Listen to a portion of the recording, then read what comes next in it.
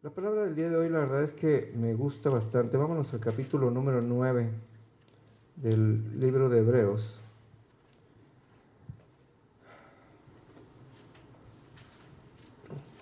Sucede muchas veces que tenemos un mal entendimiento de quién es Dios, de lo que vino a ser Jesús y de lo que venimos a la iglesia. Como se los he dicho en muchas ocasiones, muchas personas tienen la idea de que venimos a la iglesia a acercarnos a Dios, y la verdad es que eso no es correcto. Como siempre se los he dicho, nosotros venimos a la iglesia a causa de nuestra cercanía con Dios. La iglesia no es un remedio, la iglesia es un lugar en donde nosotros venimos a expresar nuestra fe. No venimos a adquirirla, venimos a expresarla. Nuestra fe la adquirimos en la intimidad. Nuestra fe la adquirimos en el momento que leemos la palabra y en el momento que conocemos a Dios. Sin embargo, vivimos de una manera como nos la han enseñado. Alguien alguna vez de niños nos enseñó que Dios es un Dios que castiga. Alguien nos dijo que Dios está en todos lados y de que Dios nos ve cuando pecamos. Y luego empezamos en una constante lucha con nuestra conciencia. Y entonces empezamos a hacer cosas que no queremos y dejamos de hacer cosas que queremos. Y entonces, al nosotros limitarnos por falta de entendimiento, lo único que va a pasar es que vamos a volver a caer en aquello que dejamos de hacer, o vamos a dejar de hacer aquello que dijimos que íbamos a hacer, porque no existe el entendimiento de dónde es que vienen las cosas. Y hoy voy a parecer un poquito repetitivo, pero es algo de lo que hemos venido hablando mucho en estas semanas. El mundo nos ha enseñado a hacernos ajenos a Dios. Queremos ser sus hijos, pero no nos vemos como sus hijos. Queremos que nos perdone y que nos dé cosas buenas, pero no nos vemos como parte de un plan completamente perfecto. Se los escribí hoy en la mañana que estaba yo orando. Yo decía, las personas que estamos en este lugar somos personas que hemos sido específicamente escogidas por Dios. Dios nos trajo a este lugar, nos trajo para un tiempo y nos trajo por un propósito. Y me quedaba muy claro, esta semana platiqué con Rafaela y Rafaela está haciendo planes para su vida, y me llama mucho la atención porque cuando Rafaela iba a venir, el Señor ya me había preparado para lo que para lo que ella me iba a platicar, y el día que platicamos pareciera que estábamos en el mismo canal. O sea, de repente era así como que yo, en vez de que ella viniera a platicarme a mí, más bien yo le estaba platicando a ella lo que tenía que hacer, ¿no? Y son de esas cosas que entendemos cuando vienen de parte de Dios, porque no estamos aquí para que nos vaya bien, estamos aquí porque amamos a Dios y porque estamos dispuestos a cumplir con un papel. Esmeralda vino aquí, renegó por venir, dejó de venir, regresó a la iglesia, y cuando se fue entendió que Dios tenía un plan para ella en esta iglesia. Y se fue a Estados Unidos y regresó de Estados Unidos y llegó y simplemente regresó a ser parte de esta casa porque es parte de un plan. Ni siquiera porque le caigamos bien, porque no es nuestro papel caernos bien aquí. Qué padre que nos caigamos bien, pero no es nuestro papel. ¿Sí? Entonces, la cuestión aquí es que tenemos que entender que cuando Dios anhela hacer algo, nada lo va a detener. Tal vez nosotros con nuestra actitud y con nuestras acciones podamos detener por un tiempo o retrasar lo que Dios va a hacer, pero Dios no lo va a dejar de hacer. El problema, y ese sería un problema, cuando Dios definitivamente decide hacer lo que tenía que hacer sin nosotros. En el libro de Apocalipsis dice, mira que nadie tome tu lugar. O sea, ojo, porque va a haber un día que Dios no va a poder detenerse y va a tener que hacer lo que tiene que hacer, a pesar de que nosotros no estemos dispuestos o preparados. Él quiere adiestrarnos todos los días. La cuestión es que, como hemos crecido con esta ideología del mundo, y como no estamos exactamente convencidos de por qué deberíamos de hacer las cosas o no deberíamos de hacer las cosas, como les decía, nuestro pensamiento está constantemente pensando en pecar. Nos dicen, hay que acercarse a la iglesia y todo el mundo dice, ay, ya no vamos a salir de noche, ya no vamos a tomar, ya no vamos a fumar, ya no vamos a pasarnos la padre. Y esto es así como el Edén. Dios plantó a Adán y a Eva en el Edén y les dio miles de árboles, les dio miles de frutos. El viernes nos fuimos al mercado de abastos y era impresionante porque fuimos y ya tenía yo casi 2 meses que no iba al mercado de abastos y era divertidísimo ver cuántas opciones había para comprar, y la verdad es que no nos alcanzaban las ideas ni el dinero para comprar todo lo que había que comprar, porque opciones había un montón, ¿no? Adán y Eva estaban llenos de opciones y Dios les dijo, tomen de lo que tú quieras, puedes tomar. Dios es un Dios de opciones, Dios es un Dios de alternativas. Le dijo, nada más de este árbol no comas. Nada más de este árbol no comas. ¿Y qué pasó? Toda su atención se concentró en el único árbol que no debían de tomar. Y así nos pasa a nosotros. Vivimos pensando en el pecado porque es lo único que no podemos hacer, en vez de ponernos a pensar en todas las cosas que sí podemos hacer. Vivimos en un mundo de alternativas. Creemos que todo lo podemos hacer por medio de dinero, para eso nuestra oración se la vive. Ahora sí que nuestra oración es dinero, dinero, dinero, y de vez en cuando salud, porque cuando el dinero no llega, la salud se va, ¿no? Pero Dios dice, tú no te preocupes, ¿no? Ahorita estábamos hablando por Sofía y me acordaba de Josué 1:8, dice, estudia en esta palabra y medita en ella de día y de noche. O sea, dice, tiene más de 1000 páginas para que medites en ello. Dice, y todo lo que hagas prosperará. Dice, tengo opciones para dar y para repartir, porque todo lo que tú hagas tiene que prosperar, porque de eso se trata. Pero de eso se trata mi reino, de eso se trata mi presencia, de eso se trata mi voluntad.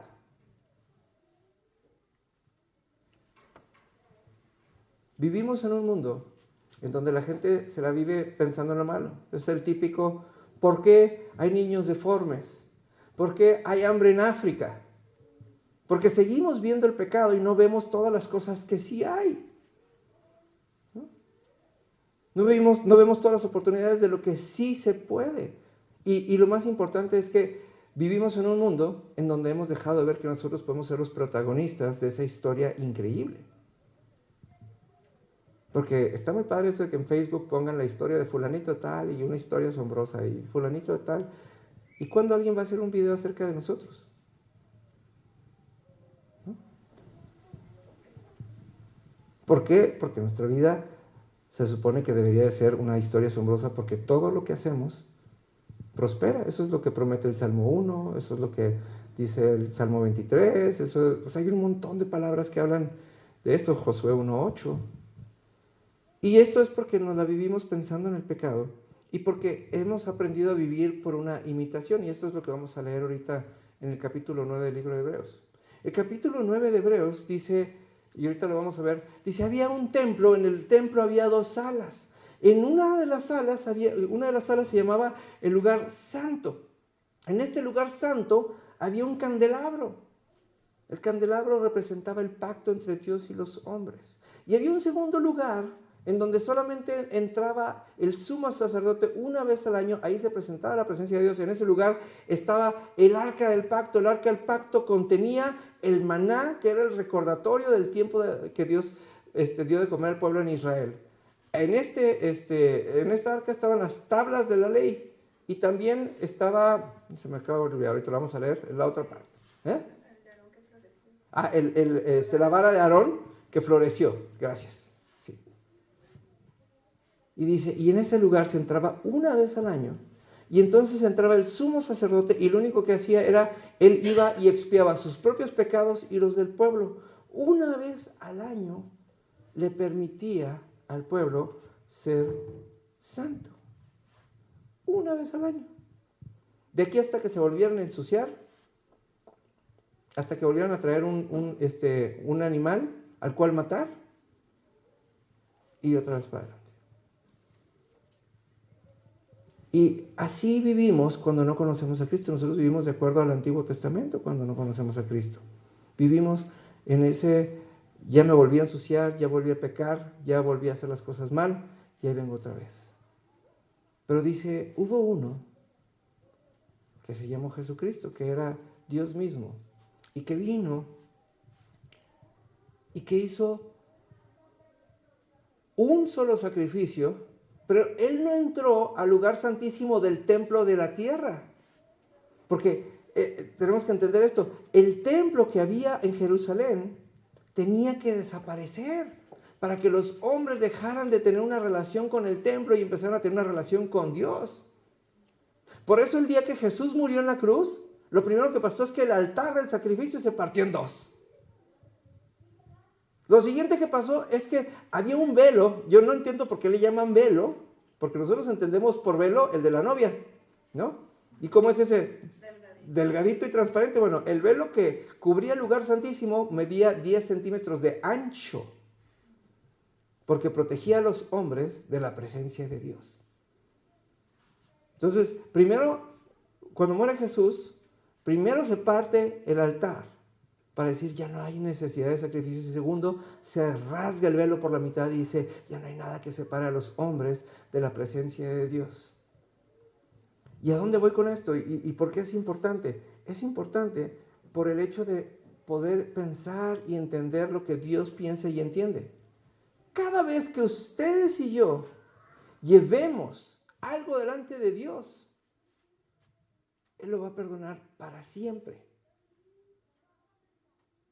Después de que lo perdone para siempre, va a olvidar que lo perdonó.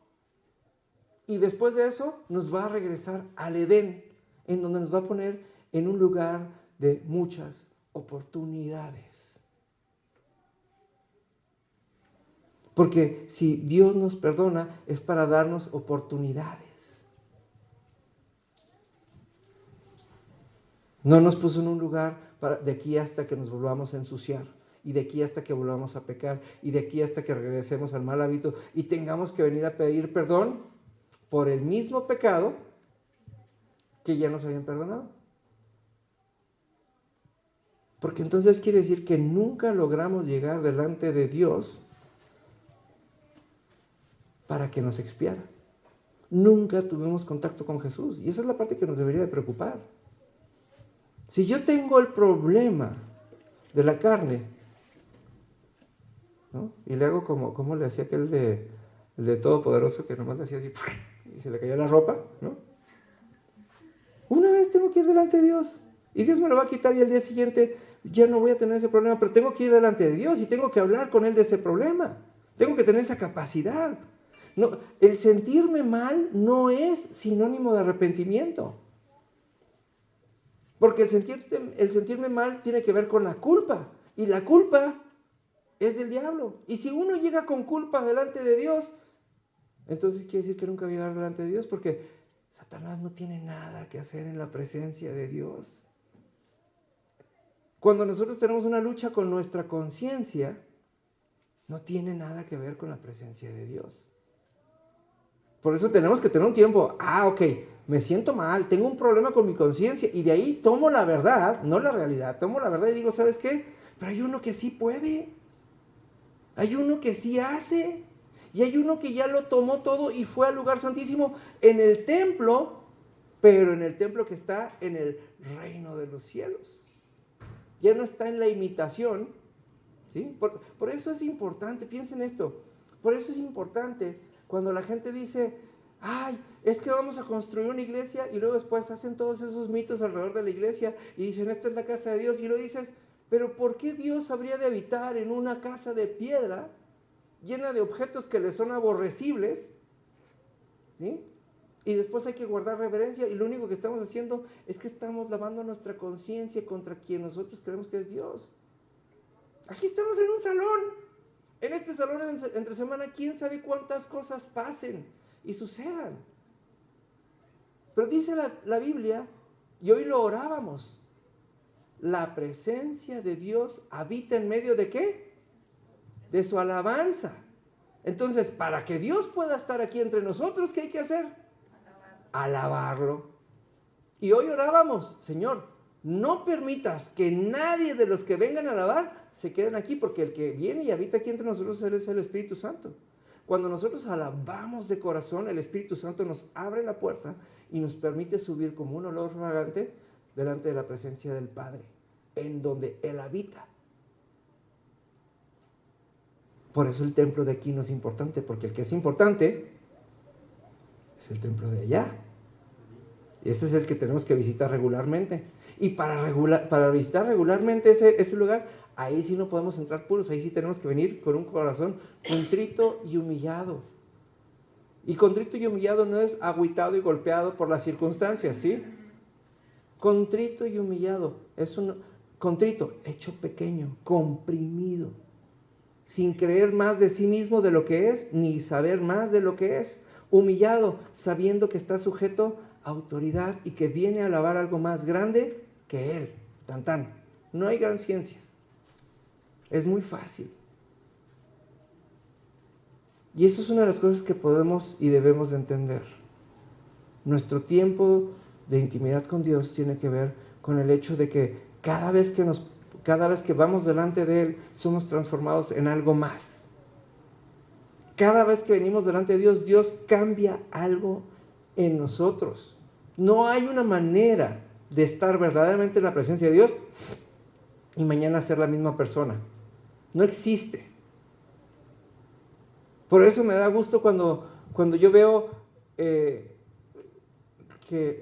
Esmeralda fue y vino. Claro que Esmeralda fue y vino, porque de cuando conocimos a Esmeralda a que aprendió lo que tenía que hacer, y la persona que es el día de hoy, y la relación que tiene con Dios el día de hoy, es otra persona. Ella no fue a ser empapada de lo que pasó en Estados Unidos. Ella fue sabiendo quién era, pasó el tiempo y aprendió lo que quería aprender, y regresó. Y si ahorita vamos a mandar a Sofía, suena muy padre como si nosotros fuéramos a pagar, ¿verdad? Si ahorita vamos a dejar que Sofía vaya a Nueva York, ¿sí? Y por eso tengo la libertad de orar por ella y decir que ella lleva pensamientos que son prioridad en su corazón. No va a dejar de disfrutar Nueva York, claro que no. No va a dejar de vivir un tiempo espectacular allá, claro que no. Pero estoy seguro que ella no va a caer en todas las cosas que caen todas las personas que van allá, ni se va a dejar llenar de todas las cosas que suceden allá. ¿O no te encontraste tú, Esmeralda, con un montón de gente que hacía cosas que tú no haces? ¿Verdad que sí? ¿Pero conociste un montón? ¿O te la pasaste encerrada? No te la pasaste. Lo único que no hizo, no se la pasó ni encerrada ni aburrida, ¿no? Porque esa es la ventaja. Dios puso el mundo a nuestros pies para que vivamos una vida gloriosa. ¿Sí? Pero también tenemos que entender que cada vez que cometemos un error, porque ¿sabes qué? Sí los vamos a cometer lamentablemente, pero cada vez que cometemos un error tenemos que ir delante de Dios, no a la iglesia, no a sentirnos mal, no a pasar un momento de pedir perdón. Tenemos que asegurar de ir delante de Jesucristo y ser objeto de su sangre. Y ahora sí vamos a leer, porque vamos a leer un poquito acerca de la adoración, y voy a leer todo el capítulo 9, y ahorita vamos a hablar un poquito más de él, ¿sí? Estamos en el capítulo 9 del libro de Hebreos, y dice, reglas, ¿qué dice? Antiguas sobre la adoración. Quiere decir, estas son reglas que se hacían, pero que no se hacen. Dice, ese primer pacto entre Dios e Israel incluía ordenanzas para la adoración y un lugar de culto aquí en la tierra. Ese tabernáculo estaba formado por 2 salas. En la primera sala había un candelabro, una mesa y los panes consagrados sobre ella. Esta sala se llamaba el lugar santo. Luego había una cortina detrás de la cual se encontraba la segunda sala, llamada el lugar santísimo. En esa sala había un altar de oro para el incienso y un cofre de madera conocido como el acta del pacto, el cual estaba totalmente cubierto de oro. Dentro del arca, un recipiente de oro que contenía el maná, la vara de Aarón, a la que le habían salido hojas, y las tablas del pacto, que eran de piedra. Por encima del arca estaban los querubines de la gloria divina, cuyas alas se extendían sobre la tapa del arca, es decir, el lugar de la expiación. Pero ahora no podemos explicar estas cosas en detalle. Cuando estos elementos estaban en su lugar, los sacerdotes entraban con regularidad en la primera sala durante el cumplimiento de sus deberes religiosos. Pero el sumo sacerdote entraba en el lugar santísimo y lo hacía solo una vez al año. Y siempre ofrecía sangre por sus propios pecados y por los pecados del pueblo, que el pueblo cometía por ignorancia. ¿Sí? Piensa esto, la gente peca por ignorancia. El que conoce a Dios deja de pecar, porque se enfrenta a una verdad que lo hace libre. ¿Sí? Mediante estas ordenanzas el Espíritu Santo daba a entender que la entrada al lugar santísimo no estaba abierta a todos, en tanto siguiera en pie el tabernáculo y el sistema que representaba. Esta es una ilustración que apunta al tiempo presente, pues las ofrendas y los sacrificios que ofrecen los sacerdotes no pueden limpiar la conciencia de las personas que los traen, pues ese sistema antiguo solo consiste de alimentos, bebidas y diversas ceremonias que purifican, es decir, ordenanzas externas que permanecieron vigentes solo hasta que se estableció un sistema mejor. Ahora dice, ¿Cristo es el qué? Sacrificio perfecto. El sacrificio perfecto, no un mejor sacrificio, no una alternativa mejor, un sacrificio ¿qué? Perfecto. O sea, nada más hay uno. ¿Sí? Es como, esto es algo que luego les enseño y luego platico con muchos de ustedes. La Biblia dice que la mujer es la ayuda ¿qué? Idónea. Nada más hay una por hombre. ¿Sí? Porque nadie puede ayudar a su marido mejor que su esposa. Tan. Aquel que anda buscando de esposa en esposa o de esposo en esposo, quiere decir que no entendió no encontró la autoridad perfecta, no encontró la ayuda idónea, no encontró a alguien por quien se puede dejar ayudar y quien complementa todo lo que es. Aquí está diciendo, aquí Jesucristo hizo un sacrificio perfecto, único, irreemplazable. ¿Sí? Dice, entonces Cristo ahora ha llegado a ser el sumo sacerdote de salud por sobre todas las cosas buenas que han venido. Él entró a ese tabernáculo superior y más perfecto que está en el cielo, el cual no fue hecho por manos humanas, ni forma parte del mundo creado. Con su propia sangre, no con la sangre de cabras ni de becerros, entró en el lugar santísimo una vez y para siempre, y aseguró nuestra redención eterna. Bajo el sistema antiguo, la sangre de cabras, toros y las cenizas de una ternera podían limpiar el cuerpo de las personas que estaban ceremonialmente impuras. Imagínese cuánto más la sangre de Cristo nos purificará la conciencia de acciones pecaminosas, para que adoremos al Dios viviente, pues por el poder del Espíritu Eterno, Cristo se ofreció a sí mismo a Dios como sacrificio perfecto por nuestros pecados. Por eso Él es el mediador en el nuevo pacto entre Dios y la gente, para que todos los que son llamados puedan recibir la herencia eterna que Dios les prometió, pues Cristo murió para librarlos del castigo por los pecados que habían cometido bajo ese primer pacto. Ahora bien, cuando alguien deja un testamento, es necesario comprobar que la persona que lo hizo ha muerto. El testamento solo entra en vigencia después de la muerte de la persona. Mientras viva el que lo hizo, el testamento no puede entrar en vigencia. Por eso, aún el primer pacto fue puesto en vigencia con la sangre de un animal, pues después de que Moisés había leído cada uno de los mandamientos de Dios a todo el pueblo, tomó la sangre de becerros y cabras junto con agua y roció el libro de la ley de Dios como a todo el pueblo con ramas de hisopo y lana de color escarlata. Entonces dijo, esta sangre confirma el pacto que Dios ha hecho con ustedes. De la misma manera roció con la sangre el tabernáculo y todo lo que se usaba para adorar a Dios. De hecho, según la ley de Moisés, casi todo se purifica con sangre, porque sin derramamiento de sangre no hay perdón. Qué importante es esto, fíjese, sin derramamiento de sangre no hay perdón. O sea, el sentirnos mal y el poner cara de borreguito en ayunas no nos ayuda en nada. Sin derramamiento de sangre no hay perdón. ¿sí? Y eso es algo que nosotros, cuando nosotros pedimos perdón entre personas, si yo ofendo a alguien, y le digo perdóname, no es suficiente que yo le diga que me perdone, sino que tengo que morir en mi interior al derecho de volverme a comportar de la misma manera. Tiene que haber muerte, tiene que haber derramamiento de sangre auténtico. Porque si no existe esa conciencia de nunca volver a actuar de la misma manera y esa transformación en nuestro interior, el día de mañana voy a volver a ofender, el día de mañana voy a volver a hacer lo mismo, porque no hubo un derramamiento de sangre. Y eso es lo que pasa con esas familias en donde todo el tiempo se ofenden, con esos maridos que golpean, con esas mujeres que golpean a sus hijos, qué sé yo. Y por eso por eso existen esas familias disfuncionales, que no son disfuncionales, que son familias zombies, que son de esos muertos que no se terminan de morir. ¿Nunca se ha fijado? El otro día me tocó ver, Isaac está viendo películas de zombies y yo siempre digo, ¿por qué queremos ver a esta gente que no se quiere terminar de morir? Porque un zombie no tiene propósito. Un zombie no tiene conciencia y lo único que hace es... Y así de...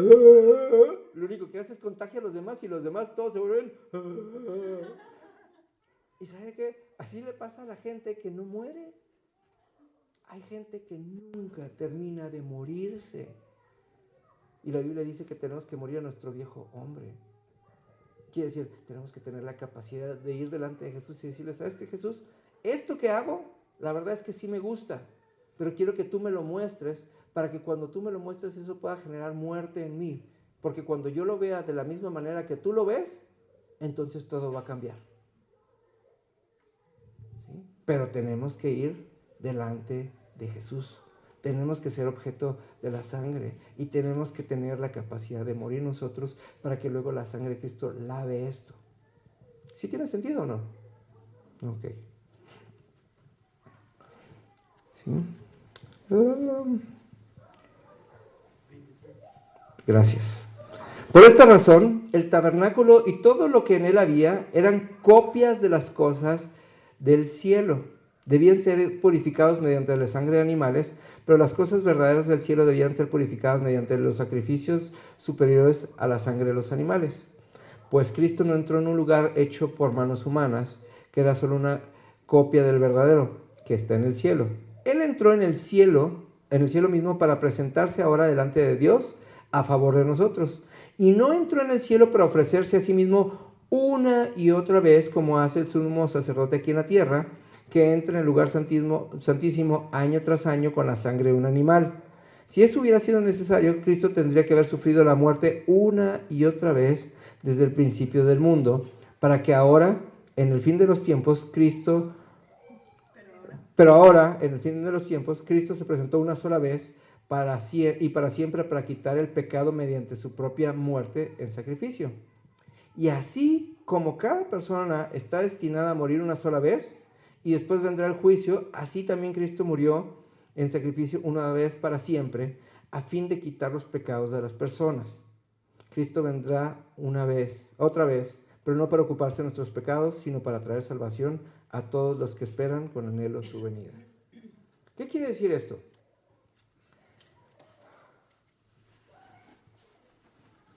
Aunque parezca difícil, no lo es, porque esa es la ventaja.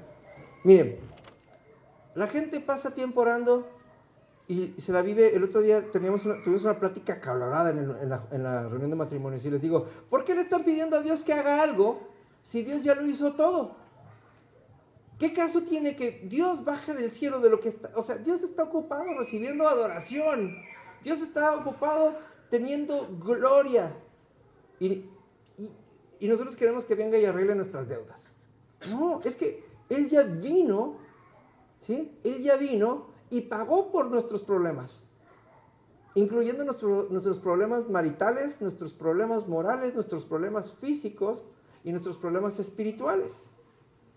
El único problema es que no hemos decidido entrar en la presencia de Dios con cada uno de esos problemas, porque nosotros quisiéramos, ¿sí? Nosotros quisiéramos que un día Dios entrara y todo se solucionara como por arte de magia.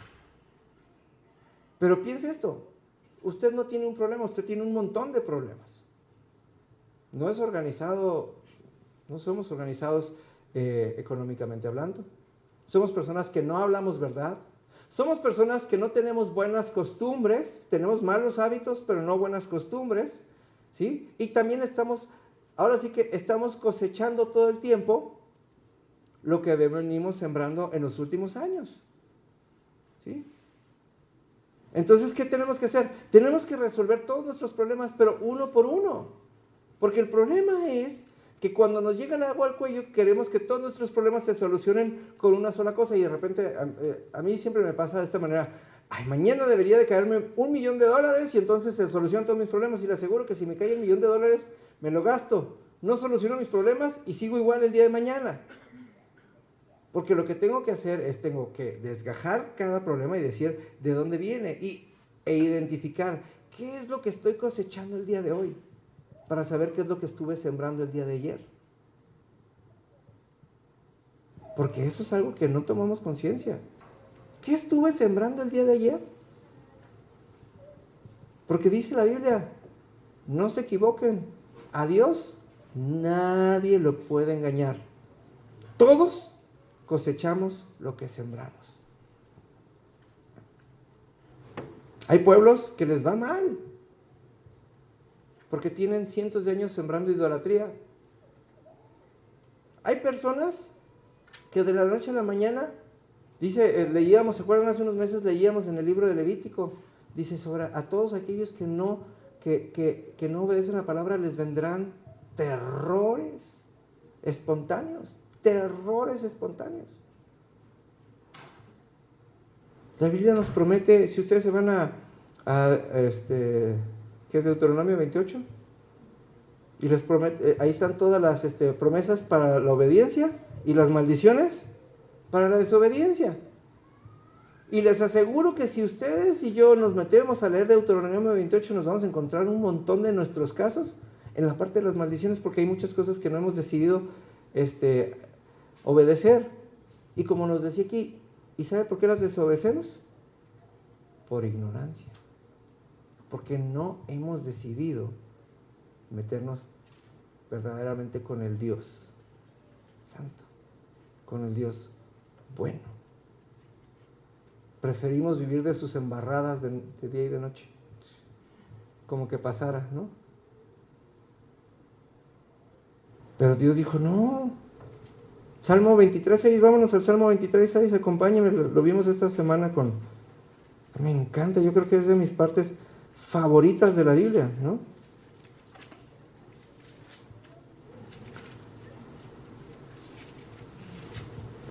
Dice, fíjense nada más cómo empieza, dice, ciertamente, o sea, no es algo que podamos dudar y no es algo que sea opcional, es ciertamente, Salmo 23:6,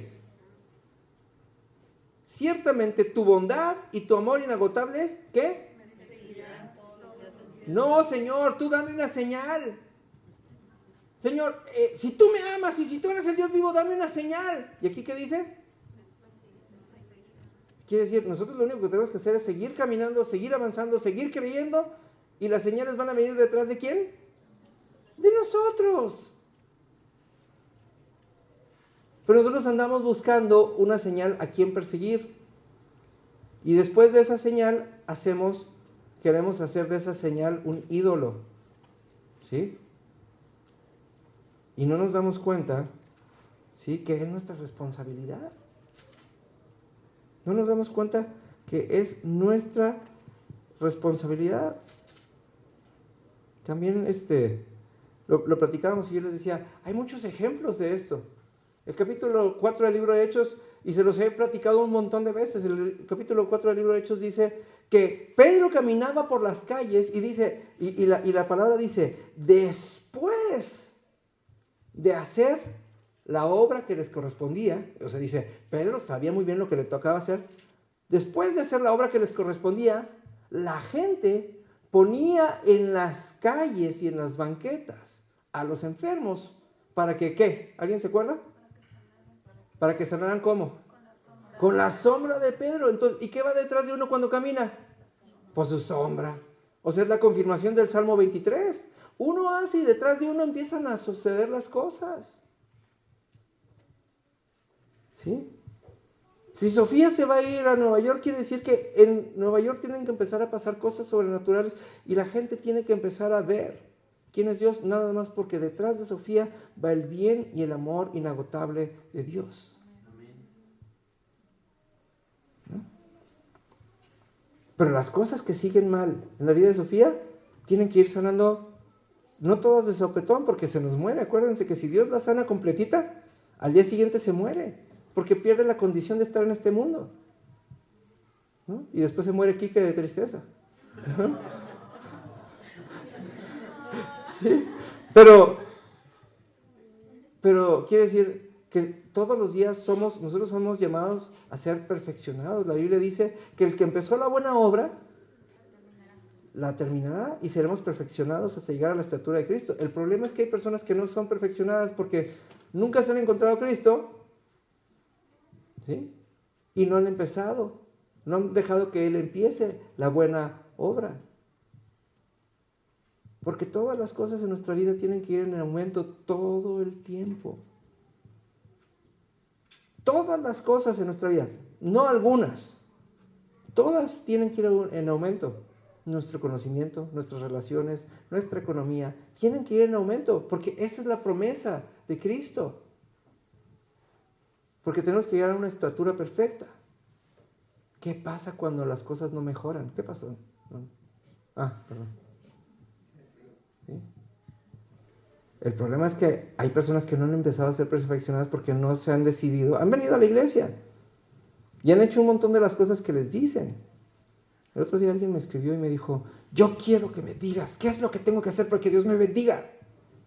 Y digo, pues es que no existe una receta secreta. No existe una fórmula mágica. Pero mira, aquí vemos un grupo de personas que caminamos con un rumbo porque caminamos de acuerdo a lo que creemos. Esa es la diferencia. Aquí vemos un grupo de personas que caminamos y somos perfeccionados todos los días. Donde Dios viene y nos tumba el mito de lo que creíamos y nos siembra una verdad para que caminemos y que detrás de nosotros empiecen a pasar cosas no buenas, asombrosas, extraordinarias, exactamente, extraordinarias. Y lo extraordinario debería ser parte de nuestro bien, de nuestro diario vivir, de nuestra cotidianidad. El problema es que nos conformamos con las señales. ¿Sí? Por eso dice, en la gran comisión, fíjese, a ver si lo veo aquí, de Pedro, porque quiero que no crean que donde viene al día siguiente,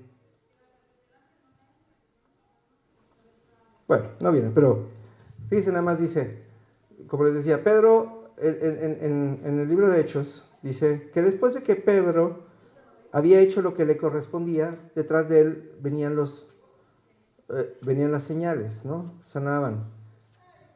Y en Marcos, en donde dice la gran comisión, dice, estas señales seguirán a los que creen. Entonces dice, hay personas que creen en Dios, pero para creer en Dios, la mejor señal de que ustedes y yo creemos en Dios es que, ¿cuál es? ¿Alguien me puede decir? También los frutos, obviamente, pero el fruto es algo para que seamos conocidos. Pero la mejor señal de que nosotros nos encontramos con Dios es que vamos a ir, que creemos en Él, es que vamos a ir a predicar su evangelio. Porque dice, vayan por el mundo y prediquen este evangelio y bauticen a las personas en el nombre de Jesús. Dice, y estas señales seguirán a los que creen. Otra vez, señales milagrosas. ¿Sí? Las señales vienen detrás de aquel que sí creyó. Porque si nosotros correteamos señales, lo único que va a pasar es que nos vamos a marear con la señal y nos vamos a perder del Dios. Piense esto, en la antigüedad y en los otros pueblos, había dioses que se aburrieron de ser dioses porque como la gente nunca les llegaba al precio. Ahí están los griegos.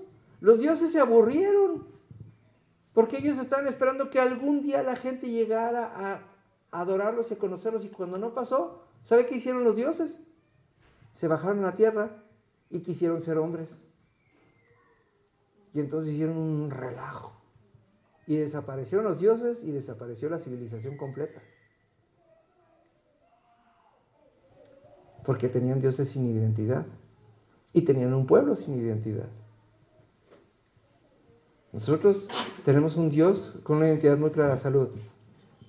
Tenemos un Dios con una identidad muy clara, pero ¿sabe qué? Sobre todo después de su identidad, Dios dijo, esa misma identidad la tiene mi pueblo. Y lo único que necesita el pueblo es regresar a mi identidad. Y por eso les mandé a Jesucristo, para que una sola vez pidieran perdón por cada pecado. ¿Y cuándo va a volver a suceder? Y yo creo que eso es algo que tenemos que empezar a incluir en nuestra oración.